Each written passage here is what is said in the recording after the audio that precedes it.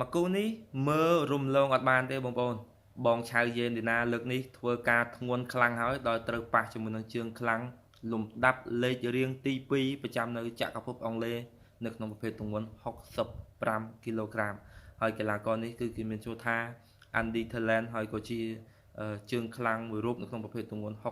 65និងជាប់លេខរៀងទី2នៅប្រចាំទឹកដីចក្រភពអង់គ្លេសហើយមួយរូបនេះគឺគេធ្វើការវឹកហាត់ជាមួយនឹងកីឡាករ Mo Abdulrahman ដែលជាដៃគូចាស់របស់កីឡាករ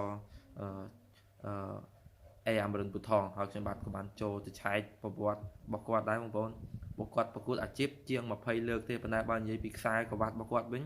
មានរហូតដល់7គ្រឿងក្នុងនោះគឺគាត់មានខ្សែក្រវ៉ាត់CS 3ខ្សែមានខ្សែក្រវ៉ាត់ ISKA មួយខ្សែមានខ្សែក្រវ៉ាត់ F1 និងមានខ្សែក្រវ៉ាត់ផ្សេងទៀតចឹងសរុបទាំងអស់គឺ7ខ្សែក្រវ៉ាត់ចឹងសម្រាប់បងឆៅយេនឌីណាលើកនេះខ្ញុំជឿជាក់ថាធ្វើការធ្ងន់ហើយការប្រកួតនេះ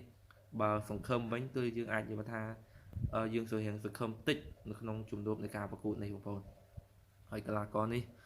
ផ្លែអាវុធរបស់គេធ្ងន់ហើយលឿនជាងកីឡាករ Mo Abdulrahman ទៀតបងប្អូនអញ្ចឹងមកប្រកួតនេះខ្ញុំគិតថាកីឡាករយេនឌីណានឹងតឹងខ្លាំង